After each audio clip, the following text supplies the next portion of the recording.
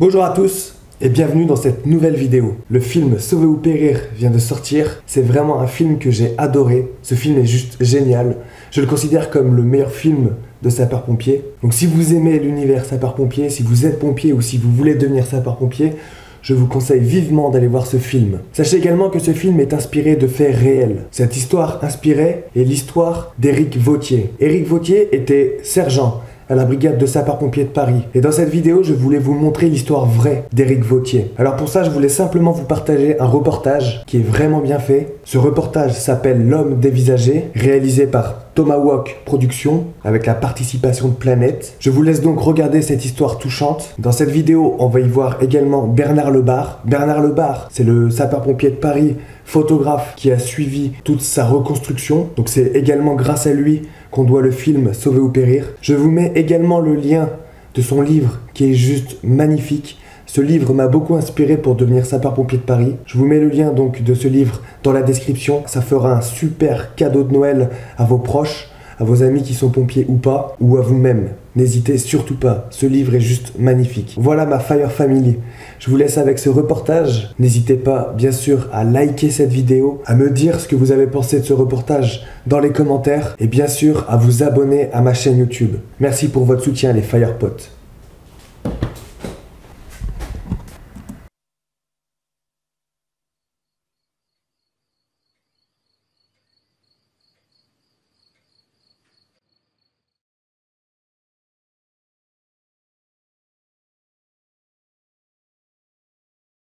Vendredi 26 mars 1993. Éric a été opéré aux deux mains et aux avant-bras. On voit ses lèvres, son épaule gauche, ses pieds et sa jambe droite. Tout le reste est bandé. Lundi 29 mars 1993. La dose des sédatifs a été diminuée. La greffe de la main a réussi. Celle de la main droite est à retoucher. La tête a une grande densité. Ses lèvres sont boursouflées. Corinne est allée voir Éric. Le pouce sera raccourci. Vendredi 2 avril 1993. Son nez me paraît court. Éric avance sa langue vers ses lèvres entrouvertes. Il tourne la tête vers le côté gauche. On nous a annoncé l'éventuelle trachéotomie. On m'assure que ses yeux n'ont rien. Lundi 29 mars 1993. Lundi 26 avril 1993. Jeudi 29 avril 1993. Mardi 4 mai. Samedi 29 mai 1993. Moi je sortais de chez mes parents, j'étais dans un milieu protégé, sans histoire, un peu privilégié, il n'y avait jamais eu de problème, j'ai toujours mangé à ma faim, j'ai toujours eu ce que je voulais.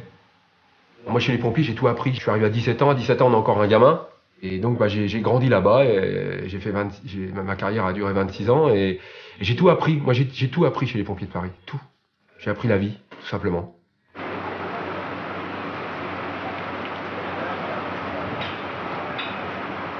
Bon, j'ai eu l'occasion de faire des grosses interventions. Sur le coup, j'ai pas eu peur. J'étais même un peu grisé. Quand j'étais porte-lance, jeune pompier, je me retrouvais au milieu quelquefois d'un brasier. On est là avec sa lance, on a une impression de puissance, mais en même temps, on n'est pas grand-chose, quoi. On a l'impression d'être protégé, on a un casque, on a un veston de cuir. Et si les flammes vous arrivent dessus, finalement...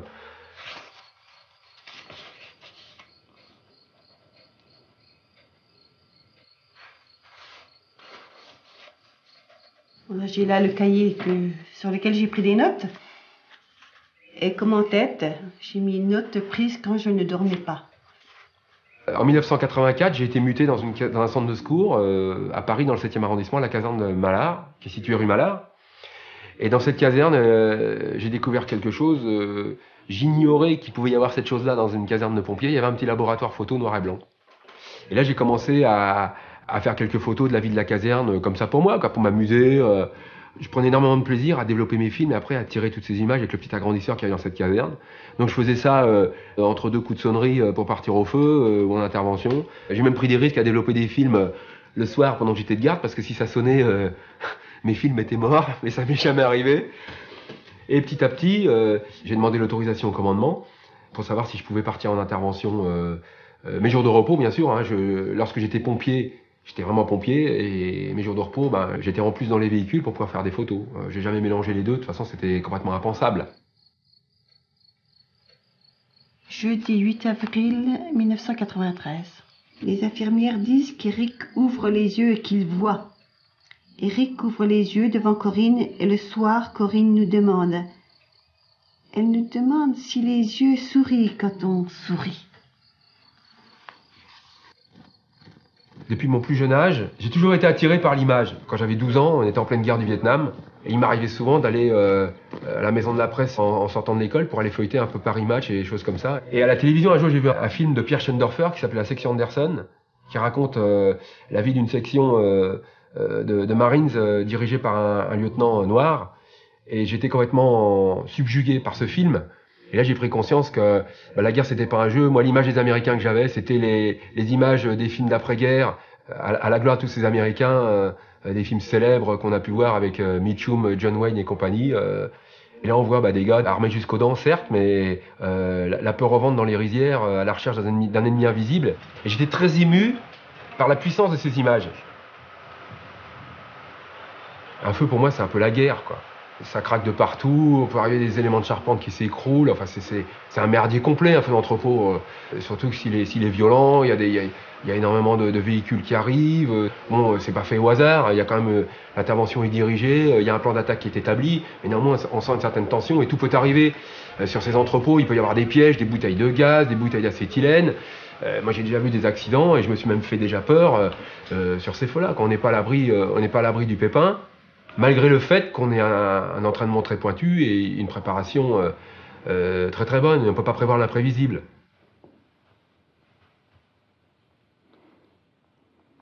Ça aurait pu se passer exactement comme souvent.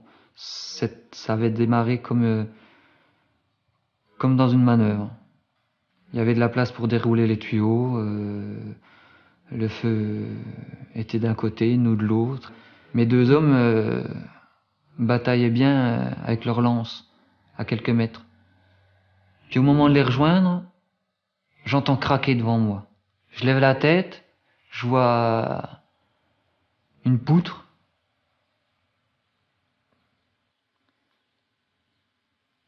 C'était le plancher d'une mezzanine qui était embrasée, puis qui craquait donc. Je les ai appelés pour qu'ils sortent. J'ai appelé.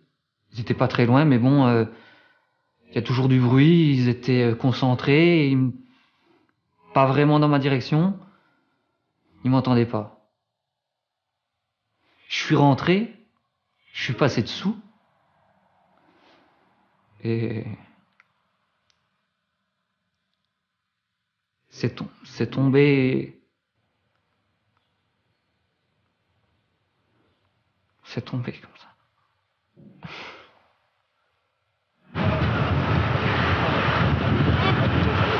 Papa, Oui, mon grand. il y a des messieurs dedans. Non, il n'y a personne, ils sont sortis à temps. Il me semble avoir titubé, posé un genou à terre. Je me suis relevé. J'ai fait demi-tour. Tout n'était plus que du feu. N'étant pas loin de la sortie, j'ai pivoté, j'ai essayé de faire un arc de cercle sur ma droite pour retrouver la sortie. Sans trop plus savoir où j'étais, j'ai avancé à travers les flammes et puis j'étais bloqué. J'étais bloqué par les bretelles de mon équipement. J'ai assisté pour me dégager. Pas moyen. Donc j'ai quitté mon appareil respiratoire isolant. Et puis je suis sorti. Mais regarde, arrête de grogner. Oh putain, c'est pas vrai. Quoi? C'est pas possible ça. Regarde quoi. De quoi?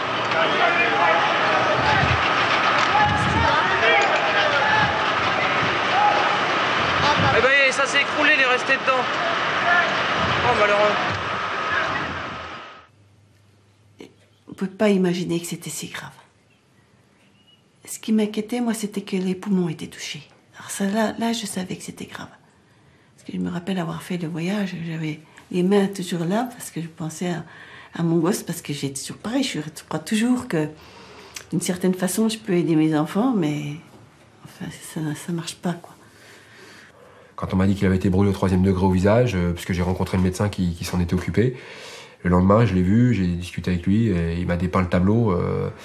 J'en ai déduit que s'il s'en sortait, il aurait des séquelles très sérieuses, quoi. Pour moi, brûler au 3e degré au visage, c'est défiguré, quoi. Ça sert à rien d'imaginer quelque chose. Faut attendre. Faut attendre, il faut attendre au fur et à mesure de l'évolution des choses. Parce que quand on le revoit, après, bon, il y a eu un moment, c'était découvert en attendant de faire les premiers soins. Donc c'était son visage à peine plus gonflé, mais qui avait changé de couleur, mais c'était son visage. Et ensuite, après, c'est tout ce qui est mort est parti. Après les premiers soins, donc là, c'est plus lui. Là. J'ai senti la nécessité d'aller le voir, d'aller à sa rencontre, pour faire un travail photographique sur... aller carrément le photographier, quoi. Donc j'ai eu les autorisations par les chefs de service. Il m'a dit si monsieur Gauthier est d'accord, moi je vois aucun problème à ce que vous veniez le photographier. Je voulais pas le rencontrer tout de suite parce que je voulais être confronté à lui, je voulais pas faire de photos à son insu, parce que je savais qu'il était sous sédation lourde, complètement endormi pendant 3 semaines, parce que son état était vraiment jugé très très très sérieux. Donc j'ai rencontré sa femme, sa maman. Il m'a posé la question, j'ai dit il faudra que Eric... J'ai dit, ce serait peut-être une bonne chose. En plus, Eric, il aime la photo. Ça peut très bien lui plaire, mais il faudra vraiment qu'il soit d'accord. Et puis, il faut demander à sa femme. Je lui ai dit que c'était à Eric de répondre, pas à moi, mais que si avec moi, ce serait non. J'ai pas... j'ai toujours eu du mal à ce qu'on me prenne en photo. J'aimais bien prendre mes filles en photo, donc, mais là, je voyais pas de photos. Je voyais pas de photos, mais je savais qu'Éric dirait oui. Bon, il est gravement blessé. Il se pose énormément de questions sur son avenir. Sa vie est chamboulée. Il sait plus où il est, quoi. Et donc, moi j'arrive avec mon appareil photo, il me demande rien, c'est moi qui ai envie de venir. Il me dit oui, mais c'est pas lui qui m'a appelé. J'étais certainement dans une phase où c'était une présence supplémentaire, c'était un accompagnement, c'était quelqu'un, c'était faire la connaissance de quelqu'un dans une période où il fallait surtout pas me laisser tomber. Donc voilà, un oui un peu par principe, mais aussi par besoin, par envie. Comme ça, j'ai dû le sentir comme ça. Je me souviens pas d'avoir réfléchi ou de m'être posé des questions. Et donc effectivement, la première fois que je photographie Eric, c'est un jour où il passe au bain. Alors le bain, c'est quelque chose d'incontournable quand on est brûlé.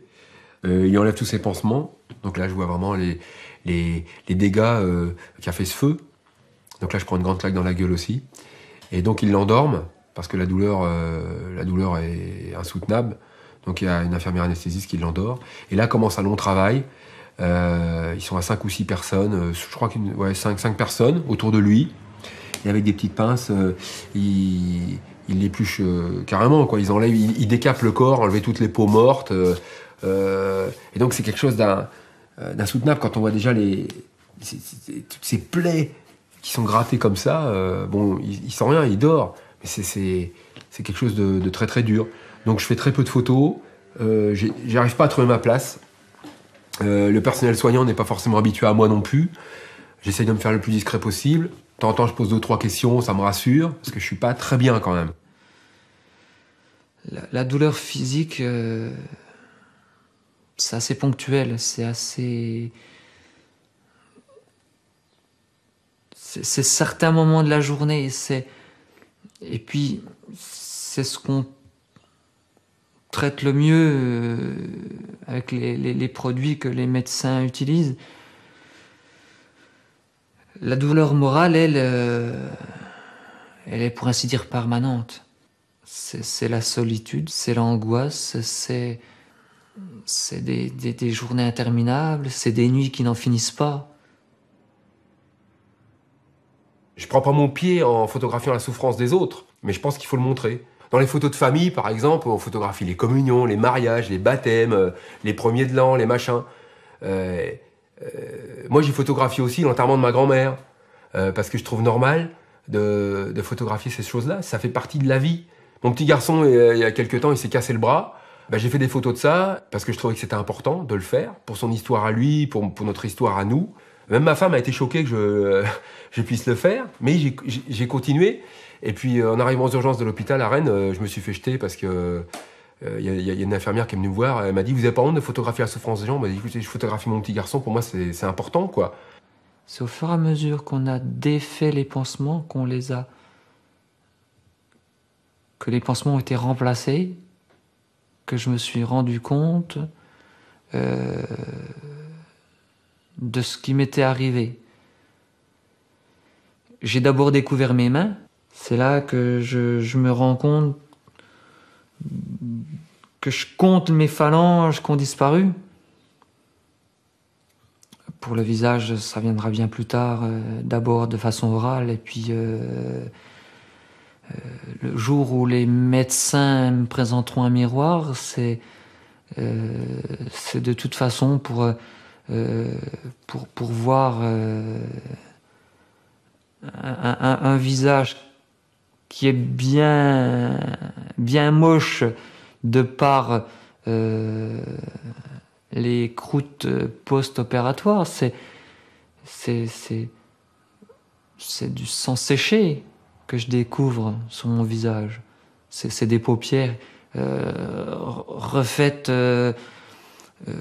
depuis peu, qui sont peut-être pires qu'avant opération.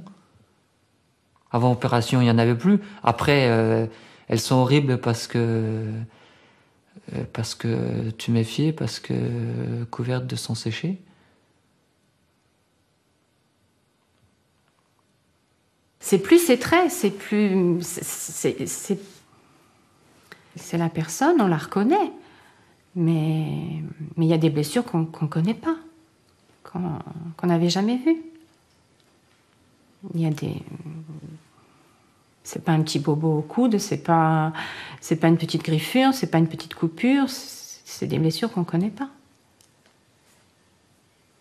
Quand je photographiais ça, si vous voulez, il y avait entre lui et moi, il y avait ce boîtier. Effectivement, j'étais très très concentré sur ce que je voyais, mais il y avait ce boîtier. Si vous voulez, j'étais pas passif à le regarder, quoi. J'étais concerné, je faisais quelque chose, parce que j'ai été dans des situations comme ça par rapport à Eric, où je l'ai vu souffrir, où je faisais pas de photos, je me sentais très très mal. Je me sentais très très mal. Donc pour moi, c'était, par rapport à la souffrance, c'est un peu une espèce de protection que je mets entre moi et les autres. Je savais qu'en allant photographier Eric, surtout par rapport à la première fois où je l'ai vu, que le processus allait être très long. Et donc, tous les 6 mois, il allait passer au bloc opératoire. Et retour à la case départ, parce que c'est un peu ça à chaque fois, quoi. Il va mieux, on voit son visage qui commence à prendre une certaine teinte. Et hop, le chirurgien a dit, bon bah voilà, bah maintenant, voilà, on a fait ça, donc on va refaire autre chose. Donc on va faire des retouches, allez, on va retoucher les paupières, les commissures de lèvres, on va refaire des greffes ici ou là. Et moi je savais qu'il aurait jamais le visage qu'il avait avant. C'est surtout les photos d'avant qui me font voir la différence. C'est surtout... C'est comme si j'avais pas trop de souvenirs de mon visage d'avant. C'est comme si il fallait pas trop que je compare. Ouais. J'ai pas recherché à retrouver Eric, j'ai recherché à ce que des choses ne soient pas trop choquantes, et comme le nez, et puis à ce qu'il ait moins de soucis, oui, qu'il ait moins mal aux yeux, qu'il ait pas le menton tout le temps infecté, des trucs comme ça. Mais j'ai pas cherché à ce qu'il retrouve son visage d'avant. D'une certaine façon, si on n'avait pas les photos, je me demande si on se rappellerait d'un visage. Je me demande. Et puis, bon, il y a une petite photo là que... Je sais plus, elle est là. Oh bien. Là, c'est celle-là que... Eric, là, on voit très bien son regard. Et c'était petite... Il remontait les paupières du bas quand il voulait se concentrer, quand il était chaleureux, affectueux. Il remontait, mais il avait... Bon, elle vieillit, cette petite photo. Mais il restait quelque chose. Pour moi, c'est... Je la trimballerais bien avec moi, mais si tu la perds, si tu la casses, tu vas perdre quelque chose. Pour moi, c'est précieux. Quand je commence à faire des photos, je sais même pas ce que je vais en faire. C'est un besoin que j'ai eu. Je pensais qu'à ça. Je veux dire, un besoin que j'ai eu d'aller à sa rencontre, d'aller à la rencontre de ses proches.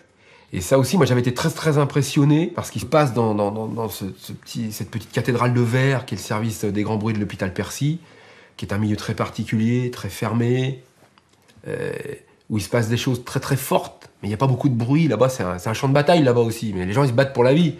Mais j'avais aussi envie de savoir moi-même ce qui m'attendait si ça devait m'arriver un jour, quoi. C'est le photographe, mais je suis aussi pompier encore quand je fais ces photos. Donc quand je vois Eric, c'est un type en pleine forme physique, capable de diriger des équipes et tout, diriger une intervention. Et puis là, je le photographie, on est en train de lui donner à manger parce qu'il est plus capable de rien faire, quoi. Il est complètement dépendant, il doit tout réapprendre, quoi. Je sais que la présence de Bernard, pour Eric, elle était très positive. Parce que les jours où Bernard était là, au moins les soins, les contraintes de tous les traitements, ça se passait différemment. Parce qu'il avait quelqu'un qui l'accompagnait. Et puis, moi aussi, j'ai sympathisé après avec lui. Et puis, Bernard, il amenait sa bonne humeur à la maison, il plaisantait. C'est un ami qui venait à la maison. Bon, il avait ses appareils photo autour du cou, mais il nous dérangeait pas. Parce que il était là avec nous, mais il nous imposait rien, il nous demandait rien. Avec le temps, Eric s'habitue un peu à ma présence. Bon, moi, je suis de nature un peu rigolarde, j'aime bien plaisanter. Et puis, j'avais une relation un peu privilégiée avec lui dans ce cadre-là, parce que tous les visiteurs qui viennent voir un brûlé sont séparés par une vitre et ne peuvent communiquer que par un interphone. Moi, j'ai l'autorisation de descendre dans le service. C'est-à-dire que Eric, je peux discuter à 1 mètre de lui, je peux lui dire bonjour, je peux lui taper sur l'épaule, dire ça, c'est plus du tout les mêmes rapports, quoi. C'est devenu un ami, bon ben, oui, c'est devenu un ami. C'était pas évident, après tout.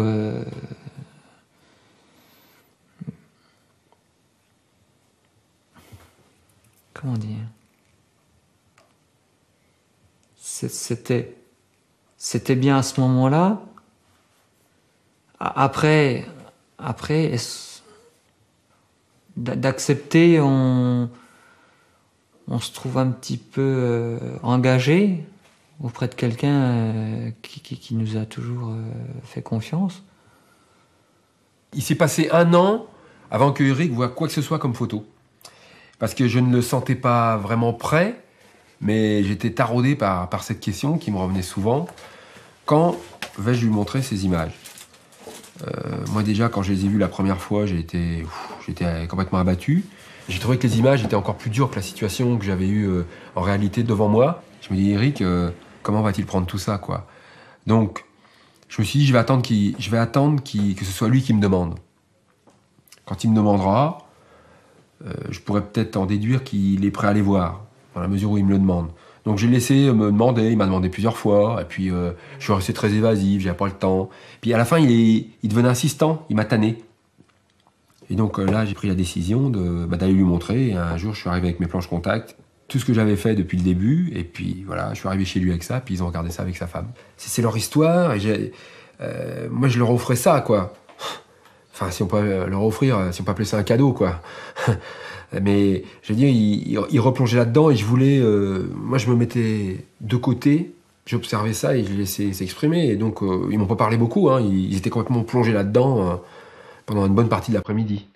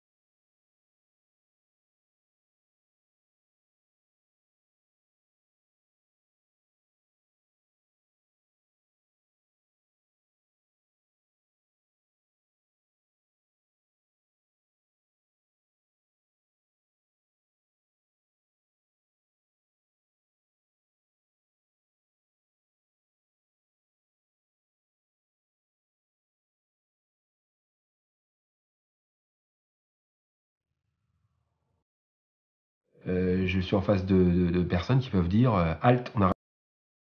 C'est fini. Si ça avait été ça, ça aurait été ça. Et cette histoire se serait arrêtée là. Et puis là, je me fous à poil devant eux, quoi. Je veux dire, je leur donne toutes les planches contact, ils voient tout. Puis ils voient en même temps ce que j'ai dans le coffre aussi. Hein. Ils voient comment j'ai traité le truc.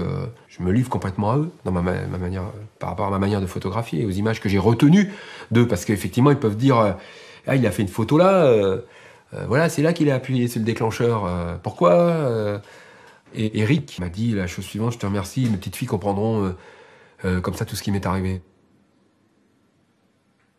Ce serait formidable de retrouver un visage le plus proche de ce qu'il était. Puis au fur et à mesure que les années passent, eh ben on se rend compte qu'il ne sera jamais comme ça. Donc on apprend à se contenter de ce qui est fait. De toute façon, il y a une fatigue qui s'accumule, une lassitude. Ce qui fait que le jour où le médecin dit « je peux pas aller plus loin », eh ben, c'est dommage d'un côté, parce que ce serait tellement mieux, ce serait tellement bien que ce soit tellement mieux. Puis en même temps, tant mieux, parce que j'en ai vraiment ras-le-bol de toutes ces souffrances, de ces réveils agités, de cet état de mal-être, de ces cicatrices qui mettent bien du temps à s'arranger à chaque retour d'opération. J'ai plus trop d'espoir sur des progrès. De toute façon, s'il y a des progrès, ils seront forcément minimes. Ils seront trop cher payés.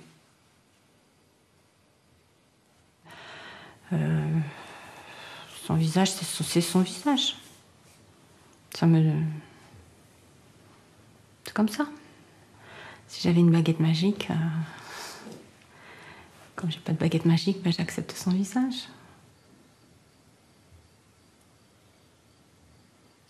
C'est un peu le contraire de toute cette souffrance. C'est paisible. Ouais. On sent que tout le monde va bien. Mais aussi, je pense que c'est une contenance qu'elles ont par rapport à la violence que leur renvoie le visage d'Eric. Donc on sourit pour pas perdre la face. On montre pas Eric quand on est impressionné. Et je trouve ça bien. De pouvoir le faire.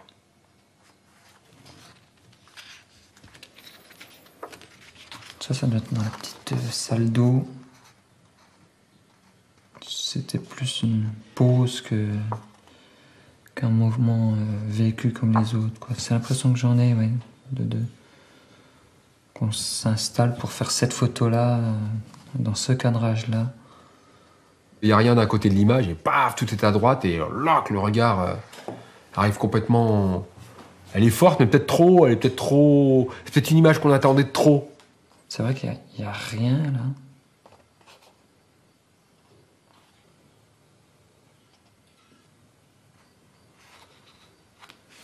Là aussi, ça fait bizarre. J'y suis 2 fois, en quelque sorte. Premier masque compressif. Celui-là est vraiment horrible. Ouais, c'est le même dans la voiture. J'y vois beaucoup de souffrance. J'y vois un condamné à mort, j'y vois un torturé, là, ouais.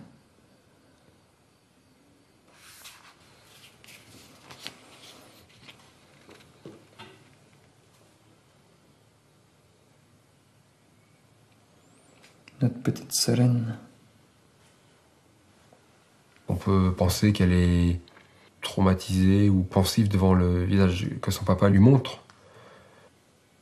On ne sait pas si elle me regarde ou si elle est rêveuse.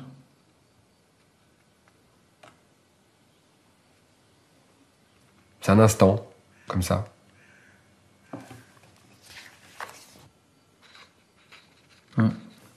Ça fait plutôt catcheur, comme dirait Bernard. Le catcheur de son enfance. Ça fait un peu maternité, ça fait un peu... Ils sont chacun dans leur monde sur cette image. Et c'est une image que j'aime beaucoup. Il a sa cagoule. Ils semblent chacun se poser des questions. Il y a les filles là qui rêvassent. Il y a moi qui suis le trottoir et puis il y a ces gens qui se demandent mais que fait ce photographe? Est-ce que c'est bien photographiquement correct?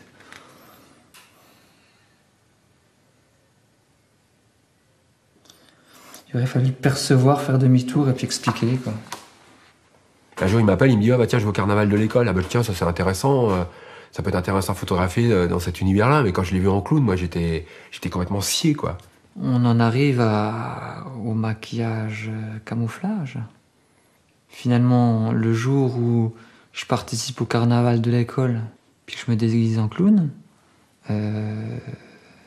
j'ai jamais autant ressemblé aux autres que ce jour-là. Ce que j'attendais aussi, c'était que retrouver son regard. Son regard, il avait un très très beau regard. Mais là aussi, je vois Eric, je le regarde, mais je vais chercher quelque chose que, quand même, il a toujours cette tendresse, cette chaleur dans ce regard, mais il y a quelque chose quand même un petit peu qui a disparu. Et je pense que pour lui, ça doit être difficile, parce que le rapport avec les autres, ça joue beaucoup avec les yeux, avec le regard. Moi, on a beau m'avoir appris la politesse, j'ai toujours eu du mal à dire bonjour aux gens.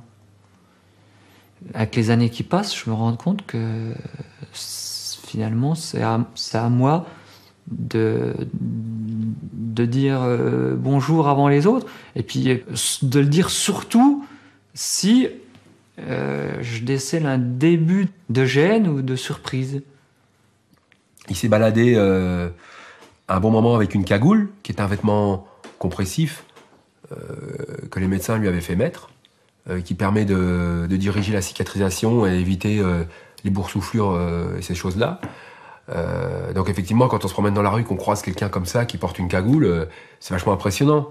Donc finalement, Eric, il a pas trop le choix, parce que s'il cache ton visage ou qu'il le cache pas, les gens seront marqués. C'est Eric, je pense, qui s'est habitué au regard des autres.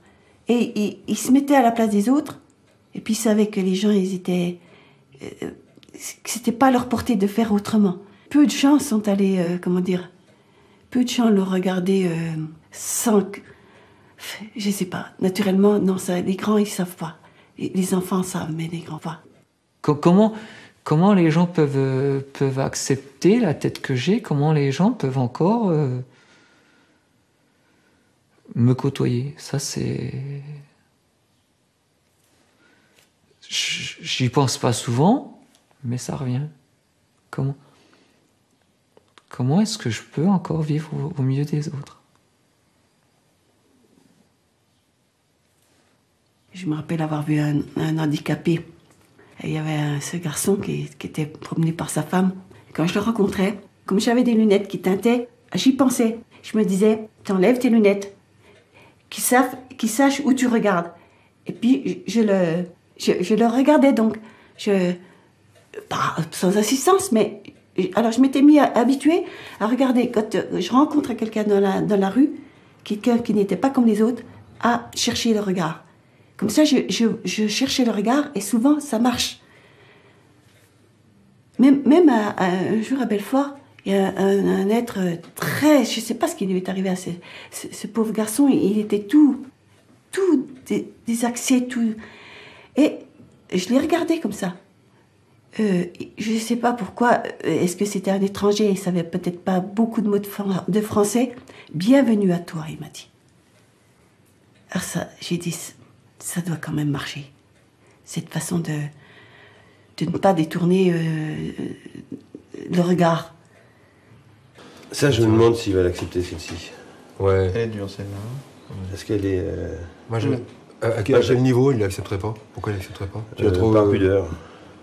Oh non, à ce moment-là, celle du bain, t'as vu où on voit, il est dénudé et tout ça. Non, moi je trouve que au contraire, elle est pas, moi, elle me gêne pas. Enfin, on verra avec lui. Ça, c'est bon, ça, c'est parfait. Ça va là. Ça va là. Ça aussi, remarque, il n'y a pas de va là. Celle-là est très bonne, mais je la garde un peu comme étalon. Pour étalon de la partie...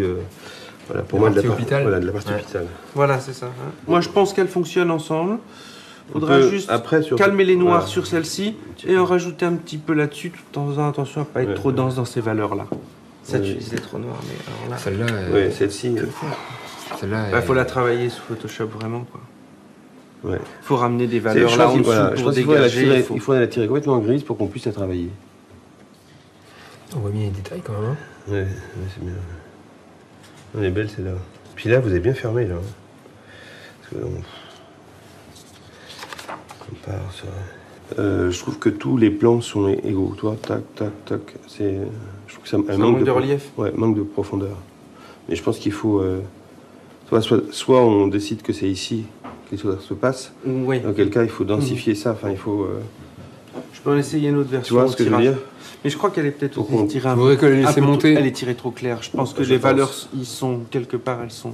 Ça, c'est une étude terrible. Là, c'est lourd, hein. Ouais, c'est lourd. Ouais. C'est lourd, c'est les valeurs qui sont comme ça sur le négatif, mais tu vois, il n'y a pas de blanc. Les blancs sont juste là, mais on va la reprendre plus claire. Hein?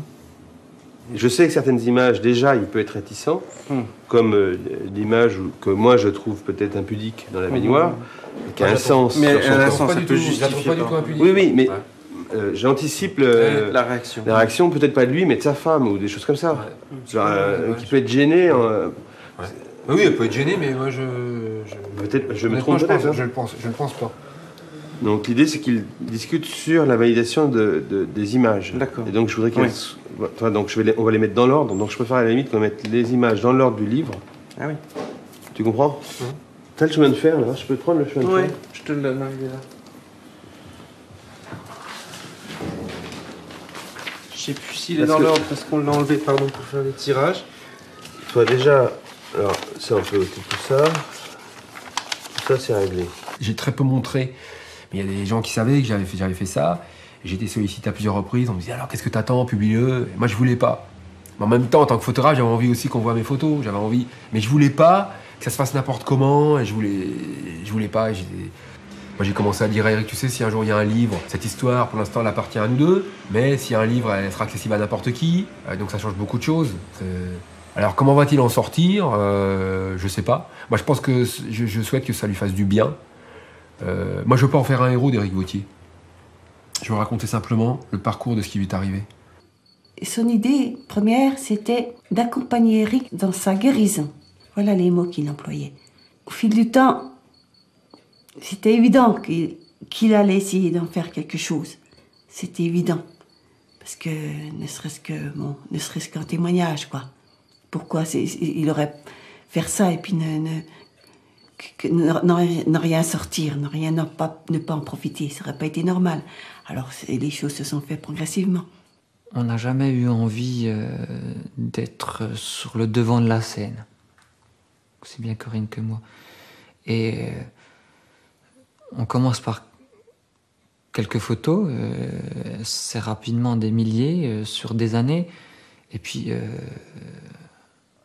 comme les gens ont forcément des idées, on en arrive à en faire un livre. L'engrenage se fait avec les années, avec les projets, avec les gens que Bernard rencontre, qui donnent d'autres idées à d'autres personnes. Oui, ça finit par faire beaucoup de gens, comme on voudrait pas lâcher ces gens qu'on connaît de mieux en mieux. On en arrive à accepter. D'où un certain côté piégeux.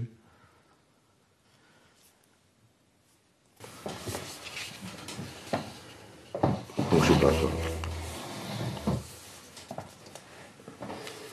Ça, je pense, c'est pas bien de démarrer là. Ça, je vais le virer. Tu vois, de démarrer par cette image, je trouve que c'est mieux, plus fort de rentrer dans le texte, quoi. Après l'accident, après les images de l'accident, en fait, t'as envie d'explication et t'as la réponse tout de suite si tu mets ça.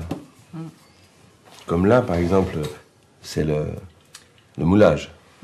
Et on a inversé la séquence. En fait, cette image-là donne l'explication de celle-ci, et le moulage, en fait, tu vas le comprendre là. D'accord. Donc, tu vois, c'est comment tu racontes l'histoire. C'est exactement comme une écriture. Hein. C'est où tu places l'adjectif, le verbe, le machin, tu commences ta phrase par où. C'est exactement pareil. C'est de l'écriture. C'est comme un film, c'est le montage. Tous les ingrédients sont là, mais comment tu les montes? Et quel sens tu vas... qu'est-ce que tu veux raconter? Quelle est l'histoire que tu racontes? C'est un peu pareil, quoi.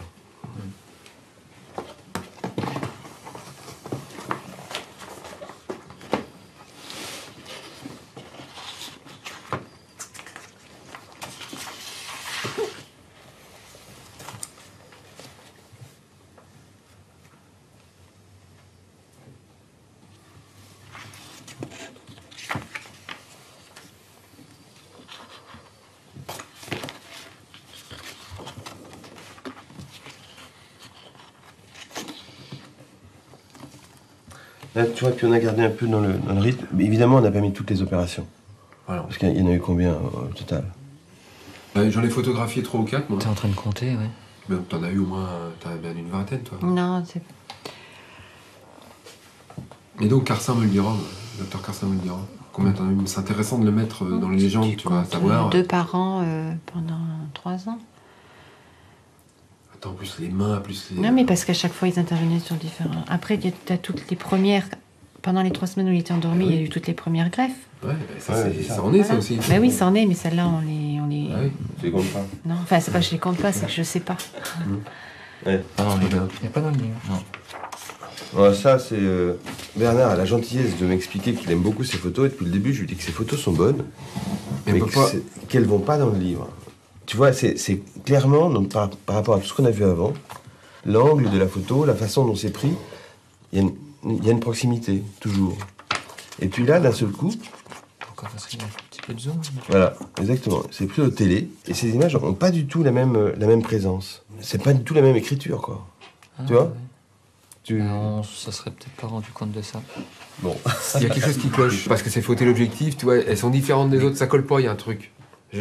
J'arrive pas à l'expliquer. Pourtant, on est en plein dans le sujet, le regard des autres. Oui, c'est vrai. Tu sais, c'est comme si ça avait été fait par un autre photographe. Ah oui, d'accord. Mais celle-là, tu l'avais pas? Non. Non. Celle-là, on l'a sortie de derrière les fagots. Donc ça, voilà, c'est le 4e soin, ça. Alors c'est pareil, tu vois, j'ai pas mis... on voit les différentes étapes, tu vois. Là, tu rentres au bain... C'est des bains de quoi? Des bains d'eau chaude? Bain d'eau thermale.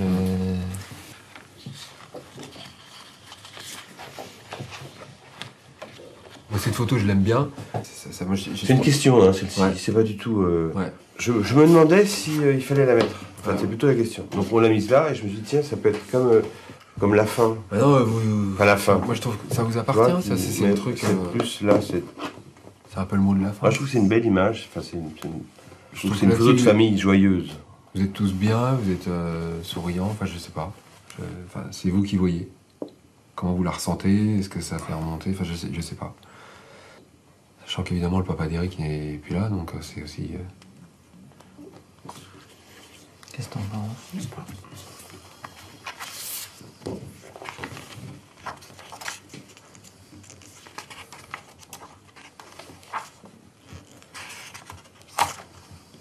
À une époque, ça m'embêtait de l'avoir dans le livre. Non, je sais pas.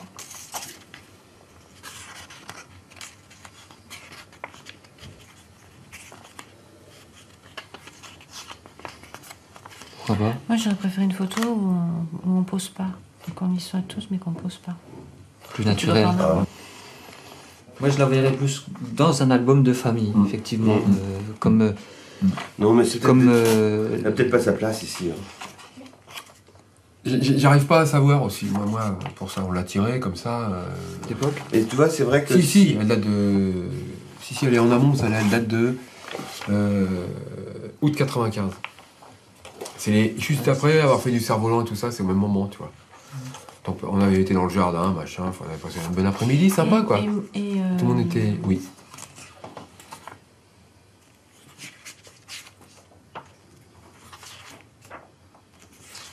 Bon, moi, si tu veux... Tu veux dire quoi, quand même? Non, oui, je réfléchis. Vas-y. Et pour vous, c'est important, ces photos-là? Celle-là. Les dernières? Celle-là. Bah, moi, je vais dire pour moi ce que ça représente pour l'histoire. Là, c'est un côté symbolique. C'est-à-dire que tu quittes la caserne de Villejuif. Tu changes de vie. Tu vois, il y a une espèce de bascule. Bah, je trouve qu'elles sont importantes pour ça, dans cette histoire. Tu vois, tu passes à autre chose. Et c'est une étape importante quand tu ouais, mais ça, c'est notre vie. C'est votre vie, mais est-ce que je dévoile quelque chose de... Tu trouves que je rentre dans un... Non, mais attends, mais que Corinne, qu'elle dise ce qu'elle a à dire, quoi. Tu vois? Moi, je trouve que... Bah, tu parlais aussi de ces images-là? Les dernières. Lesquelles? Dis-moi lesquelles.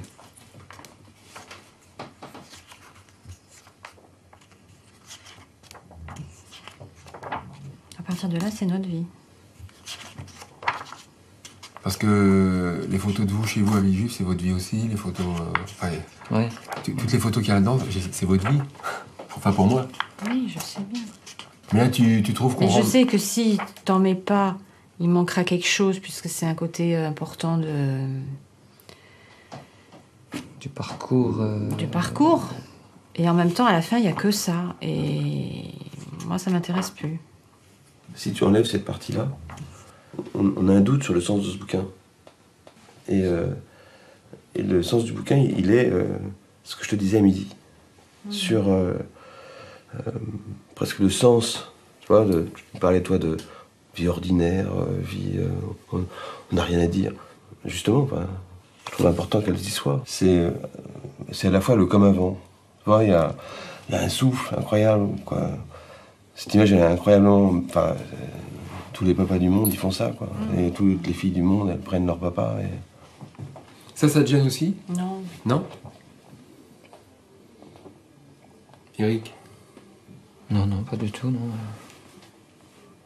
Les photos de Bernard sont vraiment belles. Elles sont vraies, elles sont fortes. Lui-même dit qu'elles ne sont pas spectaculaires. C'est tout à fait vrai. Il n'a pas fait d'effet. Ce qui me fait bizarre, c'est que jusqu'à maintenant, il y avait toutes ces photos qu'ont fait de grands photographes avant lui. Et puis là, il est en train de rejoindre ce niveau de qualité. Il est en train de faire avec notre histoire ce que j'appelle un beau livre. Et ça, c'est vrai que ça fait bizarre. Moi, j'arrive pas à dire que les photos sont belles, que le livre, il est beau par l'histoire, par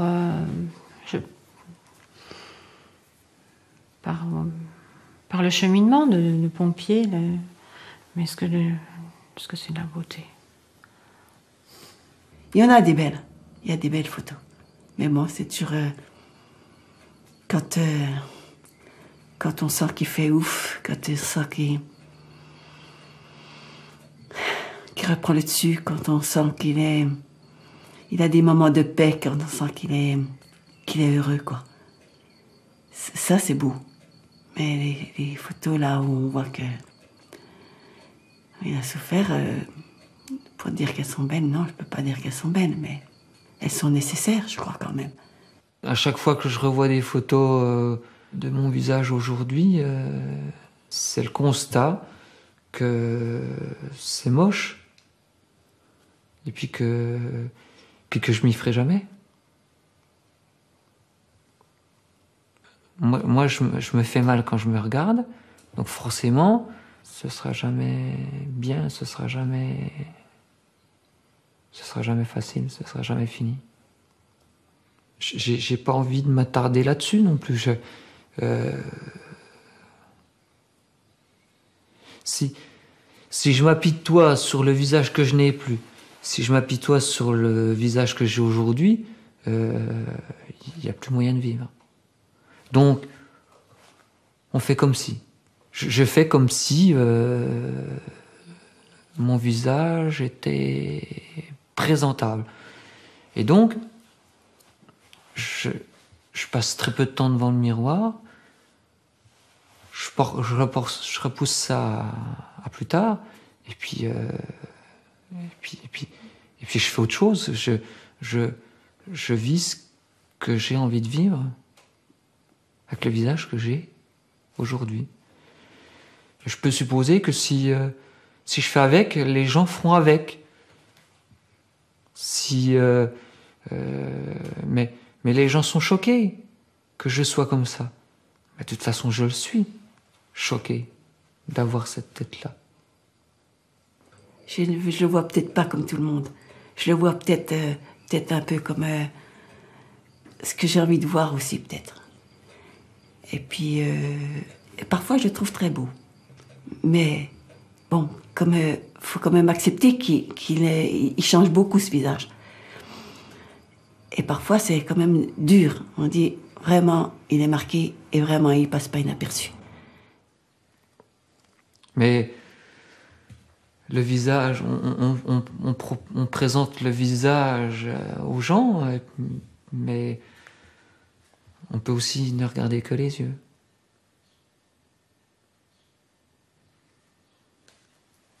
Sourire, ouais, sourire quand même.